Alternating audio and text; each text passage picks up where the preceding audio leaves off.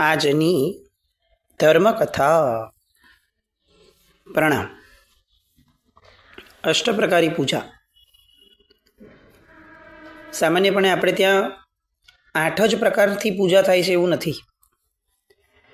આપણે ત્યાં 99 પ્રકારની પૂજાના પણ પૂજાની રચનાઓ છે, પણ 8 પ્રકારની પૂજાઓ વર્તમાન સમયની અંદરમાં વિશેષપણે પ્રચલિત છે. બાકી આમ એટલા બધા દ્રવ્યો, એટલી બધી પ્રકારની પૂજાઓ આપણે ત્યાં ભગવાનની ભક્તિ માટે કહી છે. આમ ટેકનિકલી એવું કહી શકાય કે જેને પૈસા કમાવામાં રસ હોય એ વ્યક્તિઓએ જેમ ફક્ત એક જ લાઈનને પકડીને, એક જ ગ્રાહકને કે એક જ પાર્ટીને પકડીને ન ચલાય. એ ભલે એને સામેથી ઘણો ધંધો આપતી હોય, પણ તેમ છતાં નોર્મલ સ્ટ્રેટેજી એ છે કે એ અલગ અલગ પ્રકારની પાર્ટીઓને, અલગ અલગ ગ્રાહકોને, અલગ અલગ પ્રોડક્ટ્સને એ શોધવા અને R&D કરવા, અપડેટ કરવા પોતાને પ્રયત્ન કરે.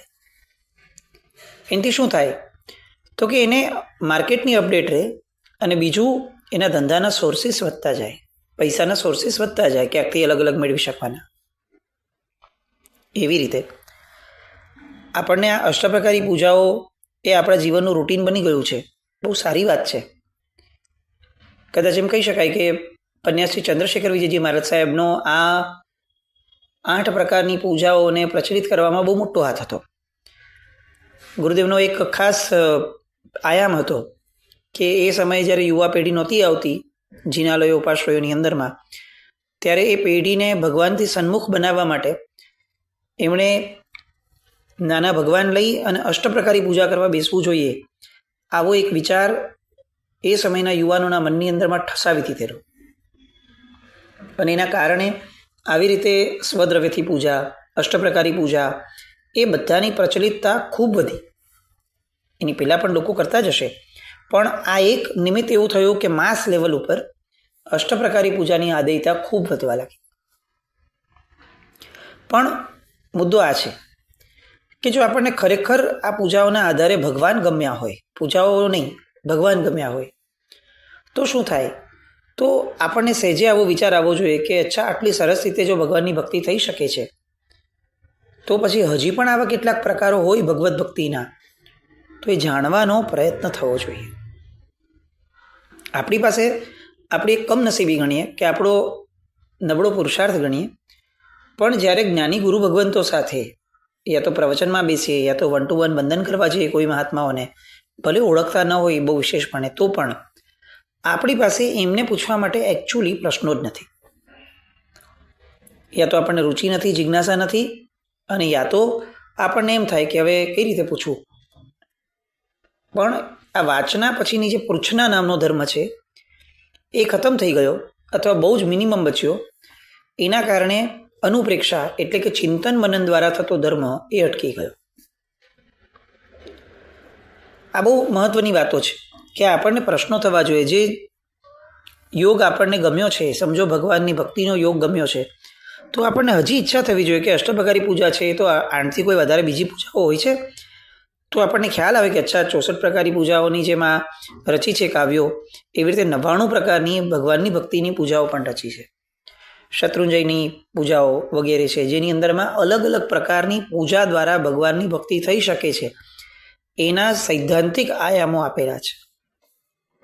જેમ કે પુષ્પ પૂજા છે, તો હાર વગેરેની પણ કેટલી બધી અલગ અલગ પ્રકારની પૂજાઓ આવે છે. ભગવાનના કંઠે આપણા હાથેથી ગૂંથેલો હાર પહેરાવો, એક આખી અલગ પ્રકારની પૂજા છે. આભૂષણની પૂજા આવે છે, વસ્ત્ર પૂજા આવે છે, આવી તો ઘણી બધી પૂજાઓ આવે છે. એ બધી પૂજાઓ જાણે આપણને અત્યારની પરિસ્થિતિ જોતા એવું લાગે કે 20 વર્ષ પછી અગર કોઈ એવું કહેશે કે આવી પણ પૂજા હતી, તો કદાચ સામાન્ય પ્રવાહ ના પાડી દેશે કે નહીં, અમને આવું ક્યારે વારસામાં મળ્યું જ નથી. કેમ?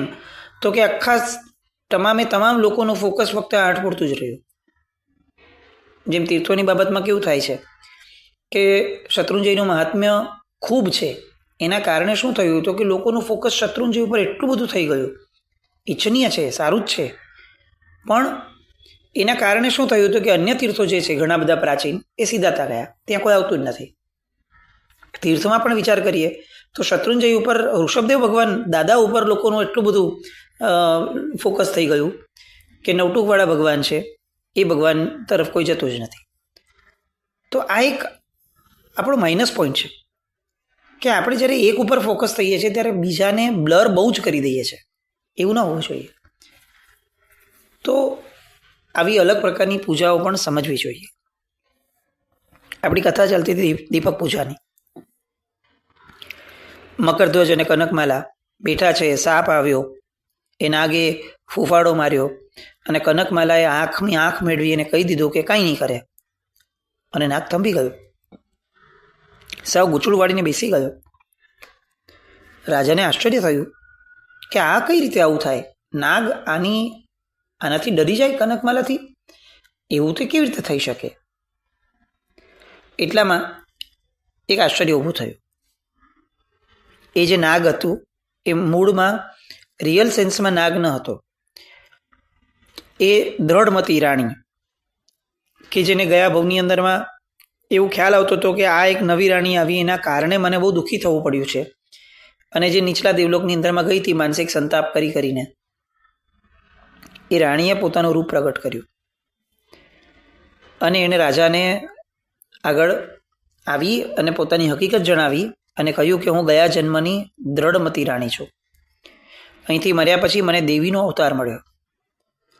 મેં જ્ઞાનનો ઉપયોગ મૂક્યો તો જોયું કે તમે બંને બહુ મોજ મસ્તી કરતા હતા, અને તમારા બંનેના લગ્ન પછી રાજાનો પ્રેમ મારા ઉપરથી ઉતરી ગયો, તમારો પ્રેમ. તો એ જે મને દાજ ચડી હતી એ દેવલોકમાં હું સાથે લઈને ગઈ હતી, અને એ ચડેલી દાજે હવે મારી આગળ શક્તિ આવી હતી. હું રૂપ પરિવર્તન કરી શકું, હું ગમે તે કરી શકું, દેવી છું એટલે. તો એટલે મેં આ નાગનું રૂપ કરી અને હું હકીકતની અંદરમાં આ જીવ લેવા માટે જ આવી હતી કનકમાલાનો. રાજાએ સાંભળ્યું અને આશ્ચર્ય થયું કે જો તમે ખરેખર જીવ લેવા આવ્યા હતા, નાગનું રૂપ કર્યું હતું, દેવી છો, આટલી બધી શક્તિ તમારા હાથમાં છે, તો પછી અટક્યું ક્યાં? બહુ સારું થયું કે ન થયું, પણ જાણવું એ છે કે જ્યારે કનકમાલાએ તમારી આંખની અંદરમાં, નાગની આંખની અંદરમાં આંખ મિલાવી, તો એવી કઈ ઘટના થઈ અચાનક કે જેના કારણે તમે મારવા માટે જ આવ્યા હતા અને તેમ છતાં અટકી ગયા, અને આવી રીતે તમારા મૂળ રૂપમાં આવી અને મને આવી રીતે હકીકત જણાવો છો? એટલે ત્યારે એ દ્રઢમતી દેવી બોલે છે કે કનકમાલાની આંખોનો તેજ છે ને એ મારાથી જીરવી નહીં શકાયું. હું નાસીપાસ થઈ ગઈ. જો કનકમાલાના બદલે બીજું કોઈ પણ વ્યક્તિ હોત, કોઈ પણ, તો ચોક્કસપણે એ વ્યક્તિ અત્યારે મૃત્યુ પામી ગયું હતું. પણ મને સમજાતું નહીં એ સમયે પણ કે કનકમાલાના તેજના કારણે, આંખોના તેજના કારણે મારી આગળ અખૂટ શક્તિ હોવા છતાં હું કંઈ જ ન કરી શકી. રાજાને આશ્ચર્ય થયું કે એવું તે કેવું તેજ? એવું તે શું થયું કે કનકમાલાની આંખમાં આટલું બધું તેજ આવી ગયું? અને ત્યારે પેલી દેવી કહે છે કે તમે પૂર્વજન્મની અંદરમાં એવું પુણ્ય કર્યું છે કે જેના કારણે તેજોમય અવસ્થા એ તમારી માટે બહુ જ સામાન્ય થઈ ગઈ. આખા જગતમાં કોઈને ન મળે એવું આંખોનું તેજ તમને મળ્યું. આંખોનું તેજ એટલે દ્રષ્ટિ નહીં, આંખની અંદરમાં તેજ મળ્યું. અને એના કારણે આ તમારી સત્વશીલતા જોઈ અને મારો બધો ક્રોધ, મારી બધી દાજ, મારો વેર એ પીગળી ગયું છે. અને એટલે હું તમારા ઉપર પ્રસન્ન થઈ અને આ મારું મૂળ રૂપ લઈ અને તમને જણાવવા આવી છું કે તમને પૂર્વભવની અંદરમાં જે દીપક પૂજાના કારણે તમને જે આ ભવની અંદરમાં લાભ મળ્યો છે તમારી આંખોના તેજનો, એ ખરેખર અનુમોદનીય છે અને હું તમારી પર પ્રસન્ન થઈ છું. માંગો, કંઈ તમારી ઈચ્છા હોય તો મારી પાસે માંગો. જુઓ, આ સેમ ઘટના આપણે હજી ધૂપ પૂજાના દ્રષ્ટાંતમાં વિનયેન્દ્ર પાસે જોઈ કે એને પણ એક દેવે કીધું કે હું તારાથી પ્રસન્ન થયો છું, તારે અસત્વથી, માંગ, તારે કંઈ માંગવું હોય તો. અને એણે ઘસીને ના પાડતી હતી કે મને કાંઈ નથી જોઈતું. છેવટે એને પછી માંગ્યું હતું કે ભાઈ મને મારા માતા પિતાની ઓળખ થાય એવું કરજો, પણ એ કંઈ બહુ વિશેષ માંગણી ન કહેવાય. પણ અહીંયા આ કનકમાલા એની આગળ જ્યારે આ સેમ સિચ્યુએશન આવે છે કે પેલા દેવી એને કહે છે કે માગ, તારે કંઈ પણ ઈચ્છા હોય તો મારી આગળ માગી શકે છે, હું પૂરી કરવા તૈયાર છું. ત્યારે આ કનકમાલા એમ કહે છે કે હું એક વિશાળ મહેલમાં રહેવા ઈચ્છું છું. કોઈ રાજાની કોઈ રાણી પાસે ન હોય એવો એક ભવ્ય મહેલ તમે મારી માટે તૈયાર કરીને આપો. દેવી છે, શક્તિ તો હોય જ. એટલે તથાસ્તુ કહી અને અંતર્ધાન થઈ ગઈ. રાત ઘણી બાકી હતી એટલે રાજા અને રાણી થાક્યા, સૂઈ ગયા હતા. અને જ્યારે ખરેખર એ લોકો જાગ્યા બીજે દિવસે સવારે, ત્યારે એમને ખ્યાલ આવ્યો કે પોતાનો આખો ને આખો મહેલ જે છે એ બહુ જ આલિશાન, અલૌકિક અને બહુ એકદમ વિશિષ્ટ થઈ ગયો હતો. પેલી દેવીએ કનકમાલાની ઈચ્છા પૂરી કરી હતી. હવે અહીંયા એક પ્રશ્ન આવે, જો દ્રઢમતી દેવી બની અને કનકમાલાએ મહેલ બનાવવાની ઈચ્છા કરી તો પોતાની શક્તિથી એ મહેલ બનાવી શકી એક રાતની અંદરમાં. તો આવી શક્તિ જેનામાં હતી એ ફક્ત કનકમાલાના તેજની સામે આટલી ઝાંખી કેવી રીતે પડી ગઈ? શક્તિ તો અચિંત્ય લાગે આપણને દૈવી, તો મનુષ્યની આંખના તેજથી ડરી જાય એવું કઈ રીતે થયું હશે? એટલે અહીંયા કથાકાર એના પ્રત્યુત્તરમાં જવાબ આપે છે કે અહીંયાથી શીખવા જેવું આ છે કે ભગવાનની દીપક પૂજા એ જે એને વારંવાર આ સેવન કરવા દ્વારા, એની આદેયતાને મનમાં ધારવા દ્વારા, એની મહત્તા સમજવા દ્વારા અને પ્રભુ પાસે વિધિપૂર્વક એ પૂજા વારંવાર કરવા દ્વારા એને જે તેજ મેળવ્યું એ મનુષ્યપણાનું સૌથી શ્રેષ્ઠતમ તેજ હતું. એટલું જ નહીં, દૈવત્વમાં આ નીચલા દેવલોકમાં દેવી હતી દ્રઢમતી. દૈવત્વમાં વૈમાનિક દેવલોકથી નીચેના દેવો, એ દેવો કરતાં પણ વિશિષ્ટ તેજ, એની શક્તિ એ એની આંખમાં આવી. અને એટલે ઓલી દેવી હોવા છતાં એ આમના આંખના તેજની સામે ઝૂકી ગઈ અને કંઈ જ ન કરી શકે. આ દીપક પૂજા કે જેની વાત અહીંયા પંડિત વીર વિજયજી મહારાજ સાહેબ કરે છે. હજી વાત આગળ વધે છે. સમય વહેતો ગયો.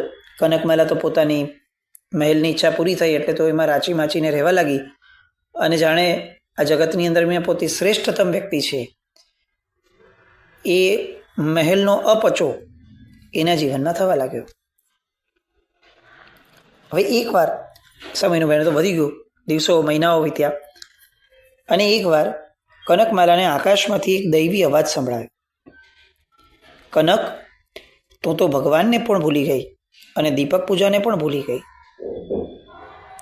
કનકમાલાએ આજુબાજુ જોયું, એને અવાજ સંભળાયો, બહુ સ્પષ્ટપણે સંભળાયો, પણ આજુબાજુ કોઈ દેખાતું નથી.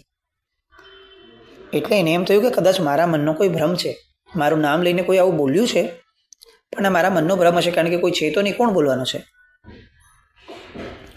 દિવસો વીત્યા. ફરી પાછું એકવાર એવું થયું કે એને આવો એક અવાજ સંભળાયો, કનકમાલા, જેના પ્રભાવે તને આ બધો વૈભવ મળ્યો છે તું એને જ ભૂલી ગઈ? કનકમાલાની હારે એ સમયે મકરધ્વજ રાજા ભેગા હતા. એટલે કનકમાલાએ તરત જ પૂછ્યું મકરધ્વજને કે તમને કંઈ અવાજ સંભળાયો? મકરધ્વજે ના પાડી કે ના, આવો તો કોઈ અવાજ જ નથી આવ્યો. કેમ, તને કંઈ સંભળાયું છે? એટલે કે મને આવી રીતની એક વાત સંભળાઈ, જેની પહેલાં પણ સંભળાય નહીં, પણ મને એવું લાગે છે કે આ ચિત્તભ્રમ હશે મારો, કારણ કે જો કોઈએ અવાજ કર્યો હોય તો આપણને બંનેને સંભળાવવો જ જોઈએ ને. મને એકલીને સંભળાય એવું કેવી રીતે થાય? મને એકલીને સંભળાવ્યું એનો અર્થ એ જ છે કે આ મારા મનનો ભ્રમ છે, એમ કહી અને એને ટાળી દીધું અને ફરીથી જેવી હતી તેવી થઈ ગઈ. સમયનું વહેણ વધ્યું, કેટલાક દિવસો ગયા અને ફરી એકવાર એવો જ અવાજ એને સંભળાયો, કનકમાલા, તને અત્યારે જે કંઈ મળ્યું છે તે દીપક પૂજાના પ્રભાવે મળ્યું છે. હવે કનકમાલા બેચેન થઈ ગઈ કે આ ચિત્તભ્રમ ન હોય, એકની એક વાત વારંવાર મને જ કેમ સંભળાય છે. એટલે એ થોડી વિમાસણમાં રહેવા લાગી કે આ કંઈક તો રહસ્ય હશે જ આમાં. અને એવામાં કેટલાક દિવસોની અંદરમાં હેમપુરમાં જ્ઞાની ગુરુ ભગવંતની પધરામણી થઈ. બધા રાજા રાણી પરિવાર સાથે વંદન કરવા ગયા, દેશના સાંભળી. હવે કનકમાલાને એમ થયું કે આ શ્રેષ્ઠતમ તક છે કે જેમાં હું મારું આ વિમાસણનું જે તત્વ છે, રહસ્ય છે, એ હું સાહેબ પાસેથી જાણું. જ્ઞાની છે ગુરુ ભગવંત. એટલે પૂછવાનું સહેજે મન થયું એટલે એને તરત જ પૂછ્યું કે સાહેબ, એ જે અવાજ મને વારે ઘડીએ સંભળાતો હતો, એ અવાજ શું હતો? અને મને એનાથી અર્થ એનો સમજાતો નથી. કોણ આવો અવાજ મને સંભળાવે છે? ત્યારે ગુરુ ભગવંતે ઉપયોગ મૂક્યો અને જોયું કે એ અવાજ તારી પૂર્વજન્મની સહેલી છે, એનો છે. કનકમાલાએ વિચાર્યું, નામ સાંભળ્યું અને એને પણ થયેલું કે આ તો જીનમતીનો અવાજ છે. વાત સાચી છે. અને જીનમતીનું નામ સાંભળ્યું એવું તરત જાતિ સ્મરણ જ્ઞાન ગુરુ મહારાજના મોઢેથી નામ સાંભળ્યું અને જાતિ સ્મરણ જ્ઞાન થયું. અને આખું એનો પૂર્વભાવ એની નજર સામે આવવા લાગ્યો. રાજા અને બેઠેલા પરિવારને આશ્ચર્ય થયું કે આ બધું શું છે. ત્યારે ગુરુ મહારાજ એ બધાને સમજાવીને કહે છે કે ગયા જન્મમાં આ દીપક પૂજા જે આરાધેલી, એના પ્રભાવે આજે આ કનકમાલાને બધો વૈભવ મળ્યો છે. પણ એ દીપક પૂજાનું મહત્વ ભૂલી ગઈ છે અને આના આધારે જે મળ્યું પુણ્યના આધારે એ બધામાં જ રાચી માચીને રહેવા લાગી. પણ પેલી જીનમતી એ એની કલ્યાણ મિત્ર છે, દેવલોકમાં છે. એટલે એને પોતાની ફરજ સમજી અને આ રીતે આને વારંવાર યાદ કરાવવાનો પ્રયત્ન કર્યો છે. કનકમાલાને તો ખરેખર એવું થયું કે વાત બહુ સાચી છે. તો જાતિ સમરણ જ્ઞાન થઈ ગયું એટલે બધું પૂરું. પોતાને બહુ જ વસવસો રહ્યો કે હું કેવી કૃતજ્ઞ થઈ, કેવી નગુણી થઈ કે મને આટલું દીપક પૂજાના આધારે મળ્યું અને મેં આ ભવની અંદરમાં એ પૂજા જ ન આરાધી, એ પૂજાને લગતી કોઈ ભાવનાઓ જ ન કરી. મેં હૃદય પરિવર્તન અને જીવન પરિવર્તન બંને ફરી પાછું દીપક પૂજાનું એ જે આખું એનો ક્રમ હતો ગયા ભાવનો, એ કેરી ફોરવર્ડ થયો. ગુરુદેવે મંગળ આશીર્વાદ આપ્યા અને કેટલાક દિવસ ગયા, મહિનાઓ વીત્યા અને એકવાર કનકમાલાને ફરી એકવાર એ જીનમતીનો જ અવાજ સંભળાયો. કનક, હું ફરીવાર માનવ જન્મ લઈને તને મળવા માટે આવું છું. મારું હવે પછીનું નામ સુદર્શના હશે, એ તું યાદ રાખજે.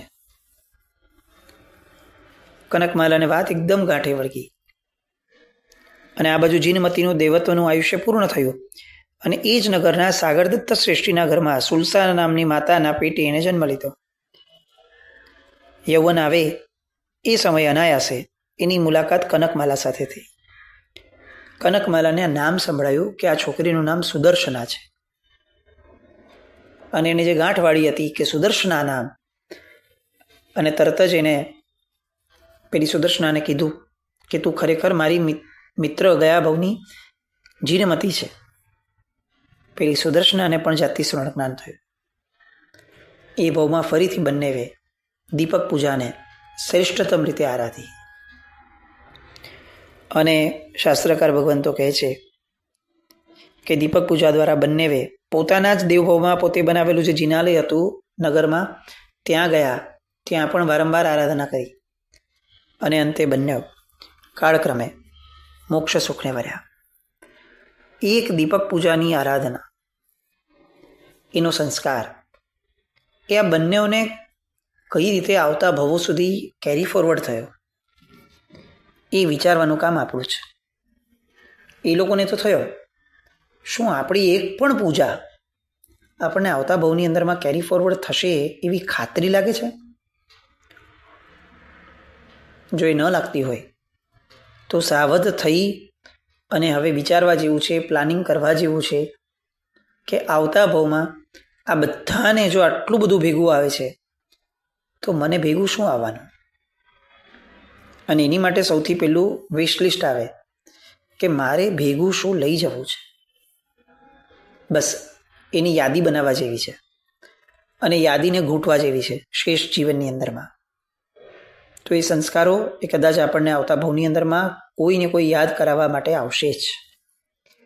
કોઈને કહી દેવા જેવું પણ છે કે આવતા ભાવમાં તમે મને આવી રીતે જ્યાં હોવ ત્યાં, હું જ્યાં હોઉં ત્યાં મને જરાક યાદ કરાવવા આવજો ને. આપણે ઘણી કથાઓમાં આ આયામો જોયા છે. દેવો દિવાલ ઉપર લખીને જતા દેવલોકની કે મને આવતા ભાવમાં બચાવવા માટે આવજો, તારવા માટે આવજો. આવું કંઈક ભવાંતરનું આપણી વિચારણાનું સ્તર થાય, આપણને આપણા ભવાંતરની થોડી ચિંતા થાય એવું નહીં, પણ એનો વિચાર તો આવવો જ જોઈએ અને એનું આયોજન થાય આપણા દ્વારા. એક ધર્મ કમસે કમ એવો પકડીને રાખીએ કે જે ધર્મ માટે આપણને અંતઃકરણની અંદરમાં ખાતરી થાય. લોકોને બોલવા માટેની વાત જ નથી, એ બધો દેખાડાની વાત નહીં. અંતઃકરણથી ખાતરી થાય કે આ ધર્મ મારો છે અને ભવાંતરમાં મારી ભેગો આવશે જ. એ આત્મા સુધી પહોંચે, મનના સ્તરથી પણ ઊંડે જઈ અને આત્મા સુધી પહોંચે એવો કોઈ એક ધર્મ આપણો થાય. એવા પ્રયત્ન માટેની શુભ મંગલ કામના. જીનાગ્ન કંઈ પણ બોલાય તમે છામી દુકડમ. જૈનમ જય અતિશાસન.